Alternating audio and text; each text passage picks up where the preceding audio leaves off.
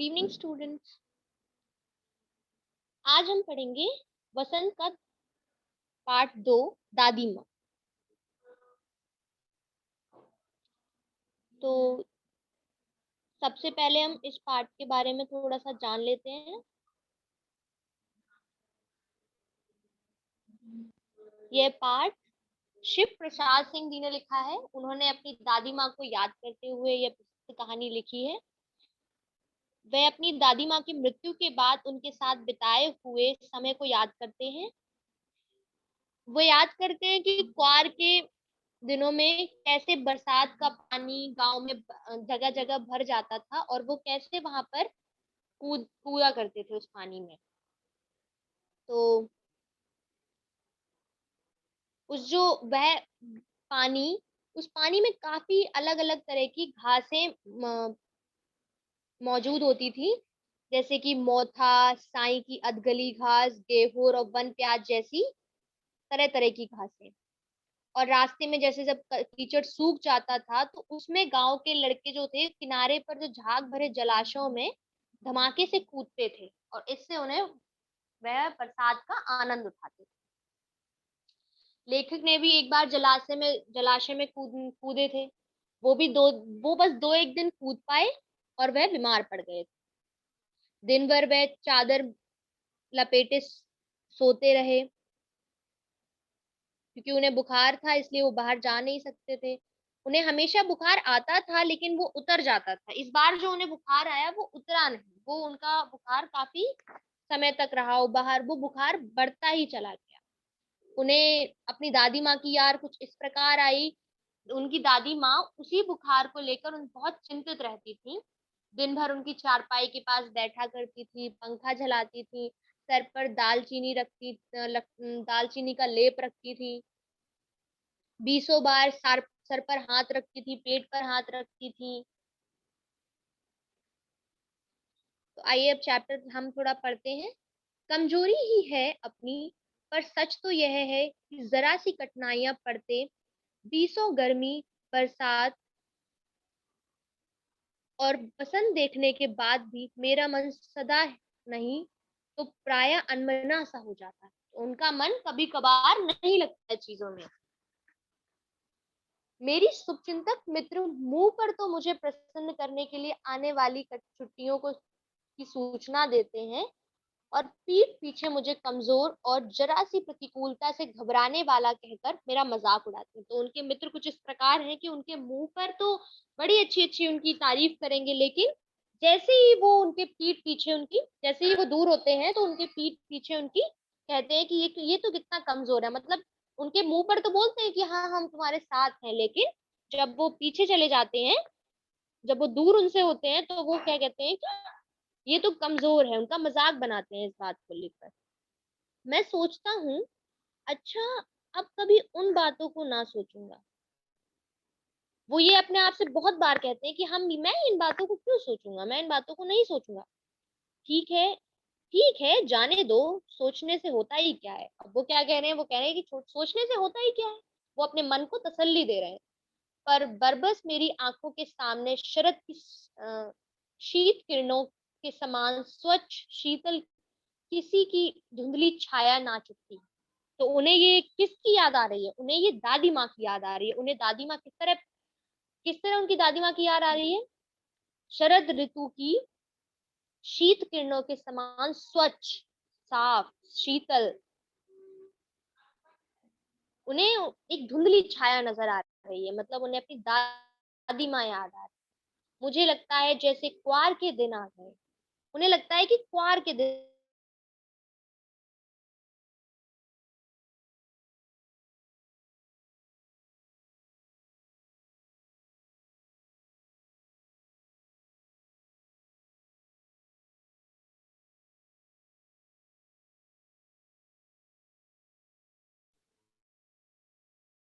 दूर के सिवान से बहकर आए हुए मोथा और साई की अधगली घासें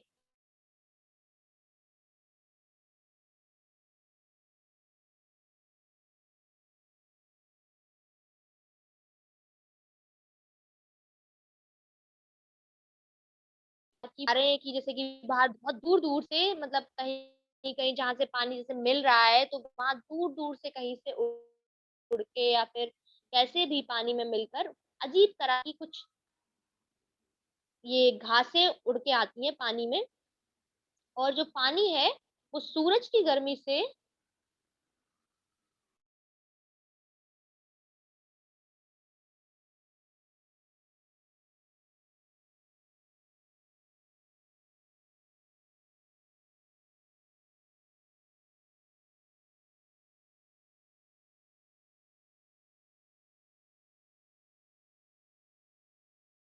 रास्ते में कीचड़ सूख गया है, और गांव के लड़के किनारों पर झाग भरे जलाशयों में धमाके से कूद रहे हैं। तो हमने देखा कि वो बता रहे हैं कि पानी जम गया है, वहां पे जब कीचड़ सूख जाता है तो पानी जो वहां पर जमा हो गया है उसमें जो गांव के बच्चे हैं, गांव के लड़के हैं, वहां पर कूद रहे हैं। स्क्रॉलर,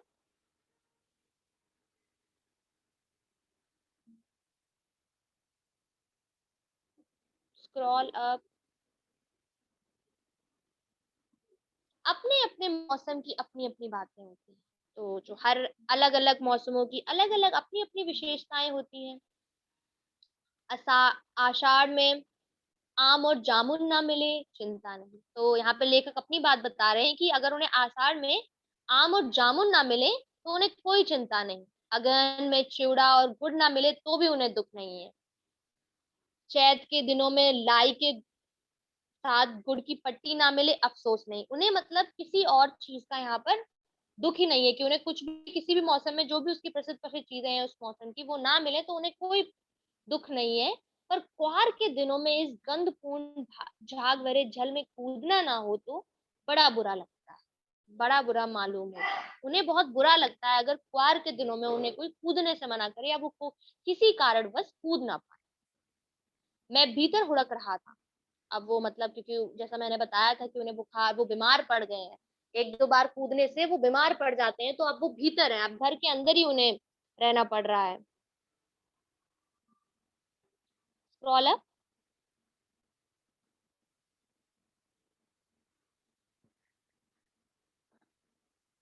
दो एक दिन ही तो कूद सका था, नहा धोकर बीमार हो गया था। हल्की बीमारी न जाने क्यों मुझे अच्छी लगती है। अब वो यहाँ पर कह रहे हैं कि वो अब भीतर, जैसे कि भीतर उन्हें अंदर मतलब एक उड़क रहने का मतलब है, उन्हें वहां कूदने जाना था, वो नहीं कूदा तो उन्हें एक अंदर से चाह जग रही कि मैं भी शायद मैं भी कूद सकता हूँ, मैं भी कूदूं। दो एक दिन वो कूद पाए थे, जैसे मैंने बताया था पहले चैप्टर में, चैप्टर शुरू होने से पहले। नहा धोकर बीमार हो गए, अब जैसे ही उन्होंने कूद पाए, वो नहाए धोए, उसके बाद वो तुरंत बीमार पड़ गए। हल, हल्की बीमारी न जाने क्यों उन्हें अच्छी लगी। अब उन्हें जो बीमारी आ जाए, मतलब जैसे कि वो बीमार पड़ गए तो उन्हें ये अच्छा लग रहा है, उन्हें अब बीमार पड़ना अच्छा लगता है। थोड़ा थोड़ा ज्वर है, ज्वर का मतलब यहाँ पे बुखार है, तो उन्हें थोड़ा थोड़ा सा बुखार है। सर में साधारण दर्द, और खाने के लिए दिन भर नींबू साग। तो उन्हें अगर थोड़ा थोड़ा बुखार हो, सर में थोड़ा साधारण सा दर्द हो, खाने के लिए दिन भर उन्हें नींबू और जब उन्हें बुखार होता है तो उन्हें नींबू और साबु, साबु मतलब साबूदाना दिया जाता है, और नींबू तो पता ही है। लेकिन इस बार ऐसी चीज नहीं। लेकिन अब ऐसा कुछ नहीं था, इस बार उन्हें जो बुखार चढ़ा उसमें ऐसा कुछ नहीं था। ज्वर तो चढ़ा तो चढ़ता ही गया। ये वो अपने बचपन की बात कर रहे हैं कि उन्हें जब बचपन में एक बार बुखार आया तो वो चढ़ता ही गया, रजाई पर रजाई, और उतरा रात 12 बजे के बाद।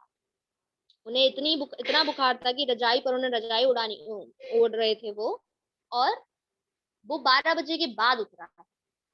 दिन में मैं चादर लपेटे सोया था। दादी माँ आई दिन में, जब वो चादर लपेटे सोए हुए थे तो वहां पर तब दादी माँ आई, शायद नहा कर आई। उन्होंने कहा कि वो शायद नहा कर आई थी उसी झाग वाले जल में, और शायद वो झाग वाले जल में ही नहा कर आई।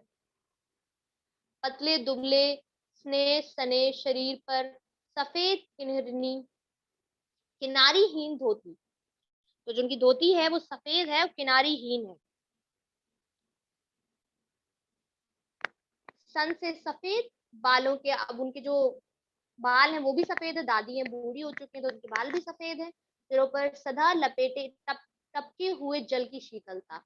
अब जो है मतलब क्योंकि वो भीग गई हैं उस पानी में, वो भीग गई थी, तो उनके अब जो टपक रहा है पानी वो उसकी, वो बता रहे हैं कि उसकी जो ठंडक उन्हें महसूस हुई, शीतलता उन्हें जो महसूस हुई है, की बात हो रही है। आते ही उन्होंने सर पेट छुआ, उन्होंने सर छुआ, उनका पेट छुआ, आंचल की गांठ खोलकर उन्होंने अपने जो आंचल, आंचल मतलब जो साड़ी का एक तरह का पल्लू है, उसकी गांठ खोली, वहां पर कोई गांठ लगी थी, उन्होंने गांठ खोली, किसी अदृश्य शक्तिधारी के चबूतरे की मिट्टी मुंह में डाली, माथे पर लगा। तो उन्होंने किसी मतलब कहीं शक्तिशाली, कहीं की चबूतरे, कभी चबूतरा मतलब जो घर के सामने का हिस्सा होता है बड़ा, मतलब जो मैदान सा थोड़ा पड़ा होता है, चबूतरा कहते हैं, तो वहां आपकी जो मिट्टी रही होगी, तो वो मिट्टी वो लेके आई है, अदृश्य है वो, मतलब उसका वो दिख नहीं रही है, लेकिन माथे पर लगाई, उन्होंने उनके माथे पर लगाई और मुंह में डाल दी थोड़ी, तो ये उनका विश्वास है कि इससे बीमारी थोड़ी सी दूर हो जाएगी। दिन रात चारपाई के पास बैठी रहती, तो अब दादी माँ का प्यार, दादी माँ है, बच्चे का उनका जो, अब उनका बच्चा बीमार है तो उन्हें ख्याल तो बहुत रखना, मतलब ख्याल तो वो रखेंगी, प्यार जो करती हैं, तो दिन भर वो क्या करती हैं, चारपाई के पास बैठी रहती है, कभी पंखा चलाती हैं, कभी जलते हुए हाथ पैर कपड़े से सहलाती हैं, सर पर दालचीनी का लेप लगाती हैं, लेप करती, और बीसों बार छू छू कर ज्वर का अनुमान लगाई, बुखार का अनुमान करती कि बुखार उतरा या नहीं उतरा, हांडी में पानी आया कि नहीं, उसे पीपल की छाल से जो छौंका या छौंका कि नहीं, खिचड़ी में मूंग की दाल एकदम मिली, मिल तो गई है, कोई बीमार के घर में सीधे बाहर से आकर तो नहीं चला गया, आदि लाखों प्रश्न पूछकर घर वालों को परेशान कर देती है। मतलब वो इतनी, यहाँ पर उनकी केयर दिखाई जा रही है कि वो कितना प्यार करती हैं लेखक से, वो दादी माँ है, वो कितना ख्याल रख रही है, वो हर एक चीज, वो हर एक चीज करना चाहते हैं जिससे लेखक जल्द से जल्दी ठीक हो जाए। दादी माँ को गवई गांव की 50 किस्म की दवाइयों के नाम याद थे। अब उन्हें जो गांव में जितनी भी दवाइयां, 50 तरह की जितनी भी दवाइयां मिलती हैं, उन्हें वो सारी दवाइयों के नाम याद थे। गांव में कोई बीमार होता उसके पास पहुंचती और वहां वहां भी वही काम। तो उनका ये प्यार सिर्फ लेखक के लिए नहीं था, वो पूरे गांव को अपना परिवार समझती थी, तो पूरे गांव में भी अगर कोई भी बीमार पड़ता था तो वो जाकर, उनके पास जाकर, उनसे यही, उनके घर भी जाकर सेम करती थी, जाकर उनके पैर हाथ बुखार का अनुमान लगाती थी, उनके पास बैठती थी। Scroll up.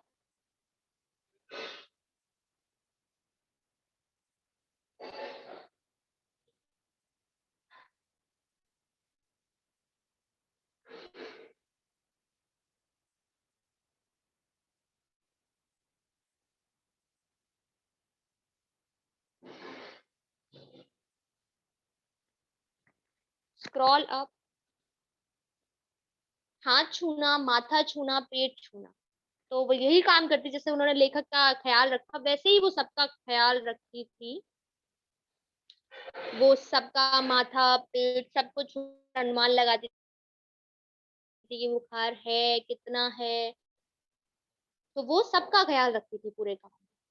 फिर भूत से लेकर, अब उनकी विशेषता बताइए कि भूत से लेकर चाहे मलेरिया हो, सरसाम की बीमारी हो, कोई निमोनिया हो, तक का अनुमान विश्वास के साथ सुनाती। मतलब वो पहले एक तरह से वो गांव की एक डॉक्टर के हिसाब से काम मतलब कर रही थी, सबकी देखभाल इस तरह से कर रही थी जैसे एक डॉक्टर करता है, तो उन्हें जब भी कोई बीमार पड़ता तो उसके घर जाती और मतलब माथा छूकर, हाथ छूकर, पेट छूकर ये अनुमान लगाती थी कि इसे निमोनिया है, मलेरिया है या और कोई बीमारी, ये साधारण बुखार।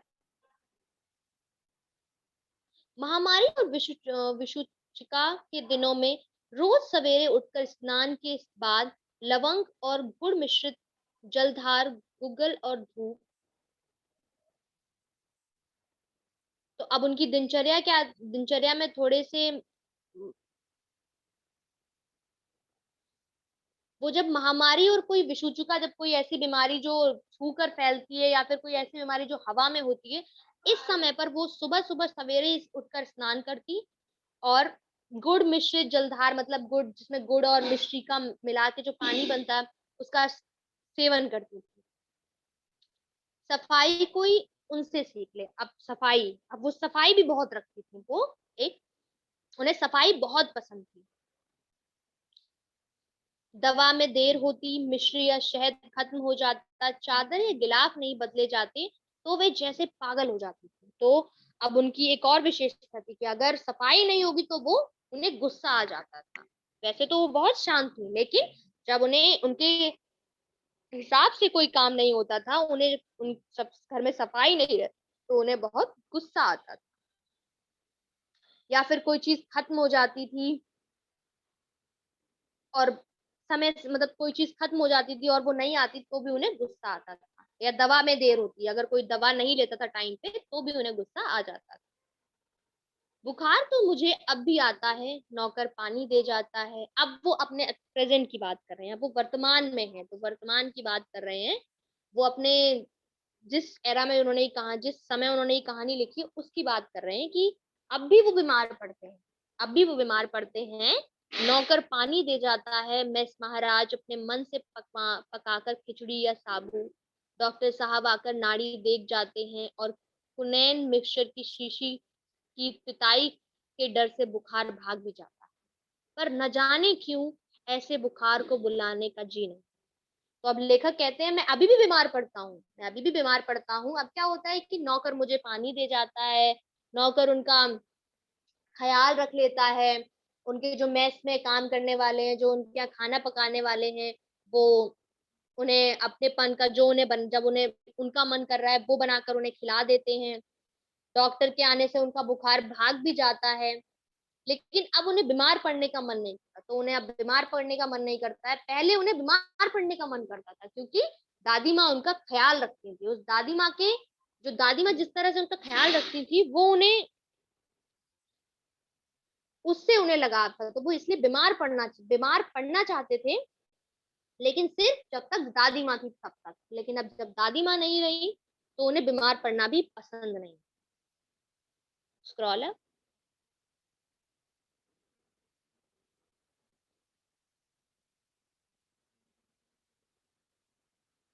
अभी चित्र दिखाया जा रहा है कि वो कैसे गुस्सा कर रही हैं। किशन भैया की शादी ठीक हुई। दादी माँ के उत्साह और आनंद का क्या कहना।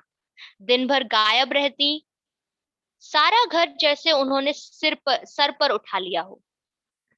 किशन भैया की जो शादी थी वो ठीक, मतलब किशन भैया की शादी हो चुकी है, अब उनके घर में एक किशन भैया हैं, उनकी शादी हो चुकी है। दादी माँ के उत्साह और आनंद का क्या कहना। दिन भर गायब रहती, तो वो बहुत खुश थी, शादी को लेकर दादी माँ बहुत खुश थी। सारा घर जैसे उन्होंने सर पर उठा लिया हो, मतलब वो इतनी खुश थी कि उन्होंने सारा घर, कहने की बात है कि उन्होंने सारा घर सर पर उठा लिया, कोई घर सर पर नहीं उठा लेता है। मतलब वो इतनी खुश थी, उनकी खुशी जाहिर करी जा रही है। पड़ोसने आती, बहुत बुलाने पर दादी माँ आती। बहन बुरा ना मानना, कार परोजन का घर ठहरा, एक काम अपने हाथ से ना करूं तो होने वाला नहीं। तो यहाँ पर मतलब वो बाहर के लोगों से कह रही हैं, जो औरतें आई हैं उनसे कह रही हैं, आप बुरा मत मानिए, कार परोजन मतलब काम काज वाला घर है थोड़ा, अगर मैं अपने आप हाथ से कोई काम ना करूं तो यहाँ काम नहीं होता, तो वो ऐसा कह रही हैं। जानने को यूं सभी जानते हैं कि दादी माँ कुछ करती नहीं। हाँ, मतलब लेखक यहाँ पे कह रहे हैं कि दादी माँ पूरे घर में, मतलब दादी माँ कुछ काम नहीं करती है, ये बात सब जानते हैं। थोड़ा यहाँ पे मतलब बताया जा रहा है कि लेखक किस तरह से उनको बता रहे हैं उनके बारे में। पर किसी काम में उनकी अनुपस्थिति वस्तुतः विलंब का कारण बन जाती है। तो मतलब अगर कोई भी काम घर में हो रहा हो, कुछ भी हो, अगर उस समय वो वहां पे उपस्थित नहीं है, तो वो उसको कार्य विलंब, मतलब उस कार्य में कुछ देर ही करनी पड़ती, मतलब हर काम उनकी उपस्थिति में ही होता था। उन्हीं दिनों की बात है, अब उन दिनों की बात बताई जा रही है कि एक दिन दोपहर में दोपहर को मैं घर लौटा। एक दिन लेखक मतलब घर लौटे। बाहरी निकसार में दादी माँ किसी पर बिगड़ रही थी। बाहरी निकसार मतलब जो बाहर का कुछ उनका आंगन वांगन है, थोड़ा निकला, मतलब बाहर की जगह है थोड़ी, वहां पर कोई जो दादी माँ है वो किसी पर बिगड़ रही, मतलब किसी पर गुस्सा कर रही थी, किसी पर नाराज हो रही थी। देखा पास के कोने में दुबकी रामी की चाची खड़ी है। अब दुबकी रामी, जो उनकी कोई पास में कोई चाची रहती है दुबकी रामी नाम की, उन पर गुस्सा कर रही थी वो। सोना होगा, सोना होगा धन्नो, रुपया में सूद के आज दे दे। उन्होंने, वो उनसे पैसे मांग रही हैं, तो उन्होंने कहा है कि सोना होगा धन्नो, रुपया मैं सूद के आज दूं, मतलब सूद के साथ उन्हें रुपए वापस कर दिए जाएं। तेरी आंखों में तो शर्म है नहीं, मांगने के समय कैसे आई थी, पैरों पर नाक रगड़ती फिरती, किसी को किसी ने एक पाई भी ना दी, अब लगी है आजकल करने फसल में, मैं फसल मैं दूंगी, फसल में दूंगी। अब क्या तेरी खा, खातिर दूसरी फसल कटेगी। तो वो यहाँ पर उन पर बिगड़ रही है, क्या कह रही है कि तुम्हारी आंखों में तो शर्म रही नहीं है, जब पैसे मांगने आई थी तब तो बहुत मिन्नतें कर रही थी, लेकिन अब तुम कह रही हो कि फसल कटने के बाद दूंगी, फसल कटने के बाद दूंगी तुम्हारे लिए। अब वो कहती है कि तुम्हारे लिए क्या दूसरी फसल कटेगी। तो दादी माँ यहाँ पर गुस्सा कर रही है। Scroll up.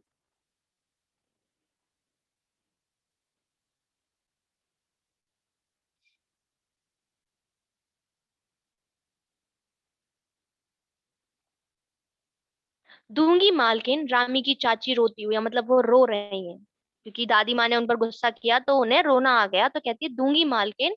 दोनों हाथों से आंचल पकड़े दादी माँ के पैरों में की ओर झुकी। अब वो मतलब अपना आंचल, जैसे कि अब उन्हें थोड़ी लज्जा आ गई, उन्हें थोड़ा बुरा लग रहा है, तो उन्होंने अपना आदर दिखाने के लिए अपने दोनों हाथों से अपने पल्लू को पकड़ा, अपने आंचल को पकड़ा और दादी माँ के पैरों की तरफ झुक गई। बिटिया की शादी है, आप ना दया करेंगी तो उस बेचारी का निस्तार कैसे होगा, मतलब उसका भला कैसे होगा, उसका भला, उस बिटिया का, मेरी बिटिया का भला कैसे होगा। मेरी बिटिया की शादी है, वो पैसे इस कारण नहीं दे पा रही क्योंकि उनकी बिटिया की शादी है। हट हट, अभी नहा के आ रही हूँ। दादी माँ पोछे पीछे हट गई। तो अब देखो यहाँ पर दादी माँ को कितना वो है, दादी माँ कितना बिगड़ रही है। वो ये तक कह रही है कि दूर हटो मुझे, मैं तो अभी नहा कर आई हूँ, मुझे छुओ मत। जाने दो दादी, मैंने इस अप्रिय प्रसंग को हटाने की गरज से कहा, बेचारी गरीब है, दे देगी कभी। तो अब लेखक ने उनसे, दादी माँ से कहा कि दे देगी वो, जल्दी वापस कर देंगी, थोड़ी गरीब है, जल्दी दे देंगी। चल चल, चला है समझाने। तो दादी माँ उस पर, उन पर भी, लेखक पर भी गुस्सा कर रही है, वो अब किसी की बात नहीं सुन रही है। वो कह रही है कि चल चल, चला है समझाने, तो उन्हें कोई नहीं समझा सकता है। मैं चुपके से आंगन की ओर चला गया। अब वो आंगन की ओर चले जाते हैं लेखक। कई दिन बीत गए, मैं इस प्रसंग को एकदम भूल गया, भूल सा गया था। अब वो मतलब इस बात को भूल गए हैं, लेखक जो है वो इस बात को थोड़ा सा भूल गए थे। एक दिन रास्ते में रामी की चाची मिली। अब रामी की चाची मिलती है रास्ते में उन्हें। वह दादी वह दादी को पूतो फलो दूधो नहाओ का आशीर्वाद दे रही थी। अब मतलब जो रामी की चाची हैं वो उन्हें अच्छे अच्छे आशीर्वाद दे रही थी कि वो खूब बढ़ोतरी हो, खूब खुश रहें। हम्म। मैंने पूछा क्या बात है धन्नो चाची। अब वो कह रहे हैं कि, अब लेखक ने कहा, उनसे पूछ लिया, अब आश्चर्यचकित रह गए कि उस दिन तो मतलब दादी ने इनसे इतना इतना बुरा बोला, फिर भी ये इतना अच्छा अच्छा बोल रही, क्या बात है। तो उनसे विहल होकर कहा, तो उसने विहल होकर कहा, उरिन हो गई बेटा, भगवान भला करे हमारी मालकिन का। कल ही आई थी, पीछे का सभी रुपया छोड़ दिया, ऊपर से 10 रुपए का नोट देकर बोली, देखना धन्नो, जैसी तेरी बेटी वैसी मेरी, 10 5 के लिए हंसाई ना हो, देवता है बेटा देवता। तो अब मतलब उनके बारे में कहा जा रहा है कि दादी के बारे में अच्छी बातें की, दादी उनके पास गई होंगी रुपए लेकर, मतलब पिछले का जो उन्होंने जितना भी रुपए था वो सारा कर्जा माफ कर दिया और नए रुपए और दे दिए, और ये कहा जैसी तुम्हारी बेटी है वैसी मेरी बेटी है, अच्छे से उनकी शादी करो। और मतलब दादी ने भी काफी अच्छा काम किया और वो धन्नो चाची खुश हो गई, उन्होंने कहा हमारी मालकिन तो देवता है। उस रोज तो बहुत डांट रही थी, मैंने पूछा उस रोज तो मतलब उस दिन तो बहुत डांट रही थी, अब अगले दिन आके आपके घर पे पैसा देकर जा रही है। वह तो बड़े लोगों का काम है बाबू, रुपया देकर डांट भी ना, डांटे भी ना तो लाभ क्या। अब उन्होंने, धन्नो चाची ने अपने मन को समझाते हुए या लेखक को तर्क देते हुए कहा कि ये तो बड़े लोगों का काम है, पैसे देंगे तो डांटेंगे भी, अगर डांटेंगे नहीं तो लाभ ही क्या होगा उन्हें।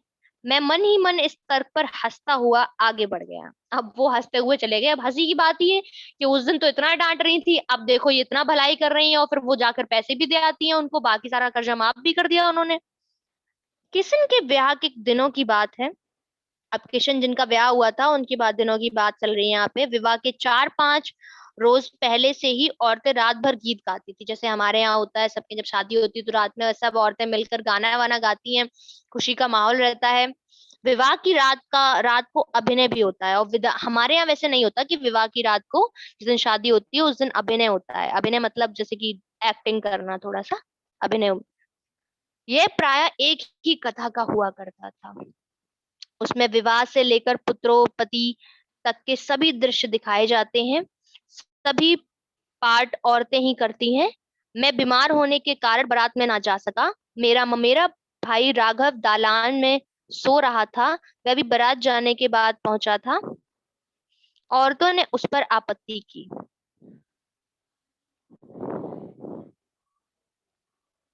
दादी माँ बिगड़ी, लड़के से क्या पर्दा, लड़के और ब्रह्मा का मन एक सा होता है।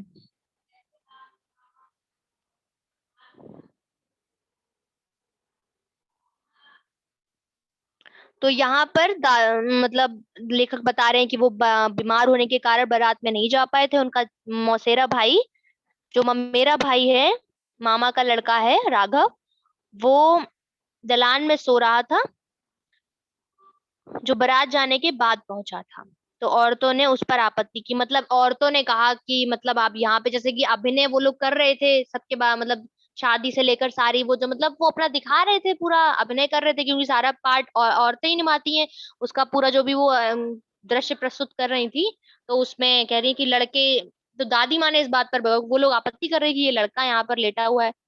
तो दादी माँ बिगड़ी, मतलब दादी माँ ने थोड़ा गुस्सा किया कि क्या बात है, लड़के और लड़के से क्या पर्दा, लड़के से क्या शर्म है, लड़के और ब्रह्मा का मन एक सा होता है। मतलब ब्रह्मा जी और लड़के का मन, उन्होंने मतलब लड़कों की साइड ली, उन्होंने लड़कों की साइड लेते हुए कहा कि क्या है, ब्रह्मा और मतलब भगवान और लड़के एक ही जैसे हैं। Scroll up.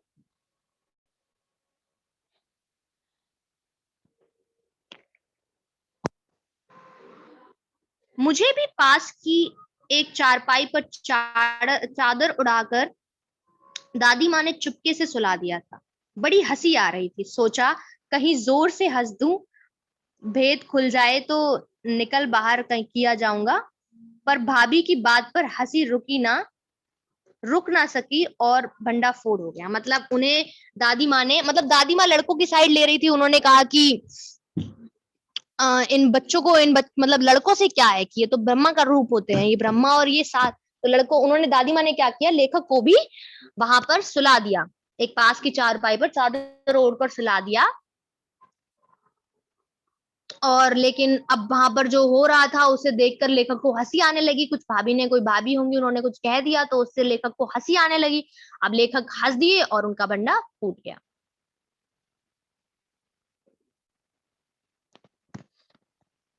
दुबे की माँ ने चादर खींच ली। अब दुबे की कोई माँ होंगी, उन्होंने चादर खींची। कहो दादी, यह कौन बच्चा सोया है, बेचारा रोता है, शायद दूध तो पिला दो। हाथापाई शुरू हुई। दादी माँ बिगड़ी, लड़के से क्यों लगती है, दूध तो पिला दूं। अब मतलब वहां पर क्या हुआ कि अब जब रेनू की माँ ने चादर की, जो उन्हें मतलब रेनू की माँ ने कहा कि देखो ये क्या बच्चा सो रहा है यहाँ पे, मतलब उन्होंने, अब ये लड़का कौन है, ये सो रहा है, बेचारा रोता है, शायद दूध पिला दो, मतलब उससे मारने लगी कि आप, तुम यहाँ क्या कर रहे हो। दादी माँ इस बात पर बिगड़ी। दादी माँ ने फिर से लड़कों की साइड ली और लड़की कहती है कि लड़कों से क्या लगती है, मतलब उनसे लड़ाई क्यों कर रही हो। सुबह रास्ते में दुबे की माँ मिली। कल वाला बच्चा भाभी। अब वो दुबे की माँ ने उनको, उस लेखक को देखते हुए कहा कि कल वाला बच्चा भाभी। मैं वहां से जोर से भागा और दादी माँ के पास जा खड़ा हुआ। अब दादी माँ मतलब सबसे डांट बचकर जब डांट पड़ने वाली होती है तो हम मोस्टली ग्रैंड पेरेंट्स के पास जाते हैं, तो हमारे दादी दादा उनके बचने मार से बचने के लिए उनके पास जाते हैं, मार से डांट से बचने के लिए। वस्तुतः किसी प्रकार का अपराध हो जाने पर जब हम दादी माँ की छाया में खड़े हो जाते, अभय दान मिल जाता। मतलब उन्हें एक तरह से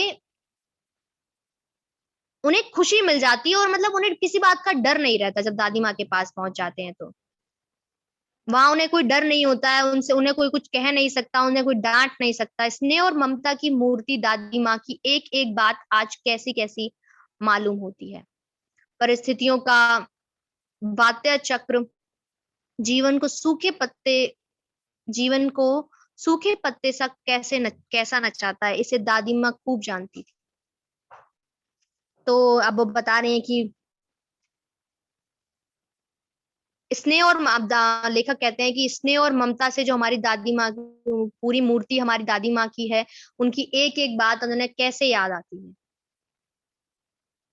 तो और बता रहे हैं कि परिस्थितियों का वात्या चक्र, मतलब जितनी भी सारी परेशानियां, दुख सुख, जितना भी सब कुछ हमारे सिचुएशंस जितनी भी आती हैं, चाहे वो परेशानी की हो चाहे खुशी की कोई सिचुएशन हो, तो वो सारी उन्हें दादी माँ को अच्छे से पता थी।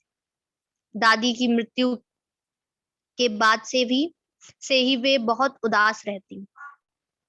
दादा की मृत्यु के बाद से ही वे बहुत उदास रहती। संसार उन्हें धोखे की टट्टी मालूम होता। मतलब उन्हें अब संसार में किसी पर विश्वास नहीं रह गया। सब सब उन्हें धोखा देते हुए नजर आने लगे। और वो मतलब दादाजी की मृत्यु होने के बाद दादी जी बहुत परेशान रहने लगी, बहुत नाखुश रहने लगी हर चीज से। दादा ने उन्हें स्वयं जो धोखा दिया, तो दादा ने मतलब अब जब वो पहले चले गए छोड़कर दादी माँ को, तो उन्हें एक तरह से लगा कि उन्होंने धोखा दिया है उन्हें। वे सदा उन्हें आगे भेजकर अपने पीछे जाने की झूठी बात कहा करते थे।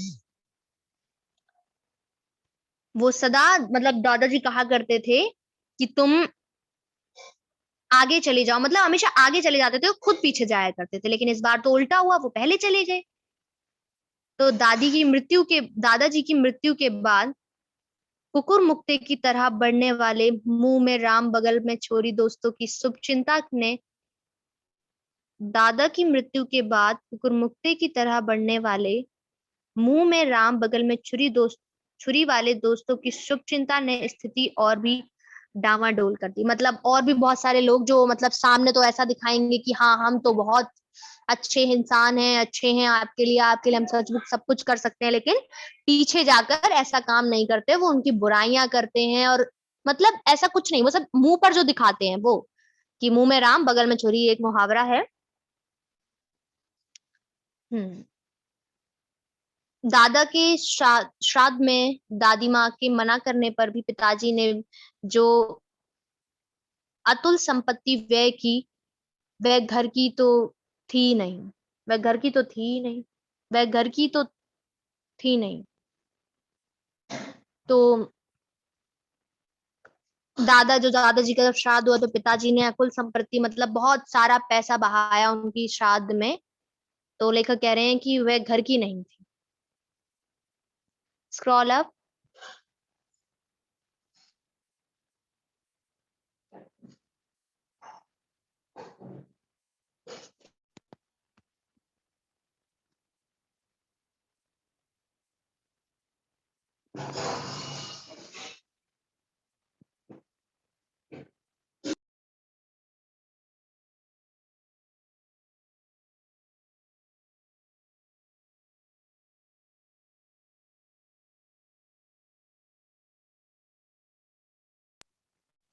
जस्ट थोड़ा सा स्लो डाउन करो, नीचे करो थोड़ा से।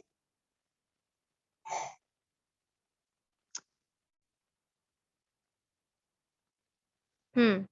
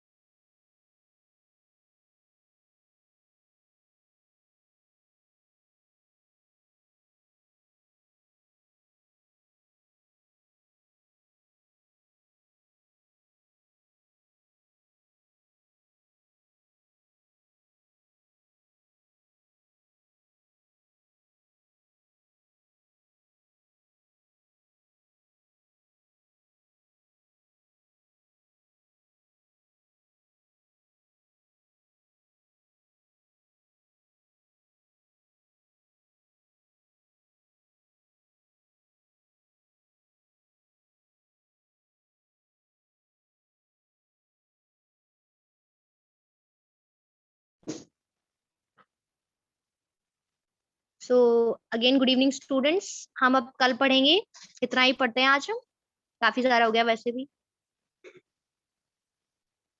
सो बाय, स्वस्थ रहिए, मस्त रहिए, अच्छे से पढ़ते रहिए और पानी पीते रहिए।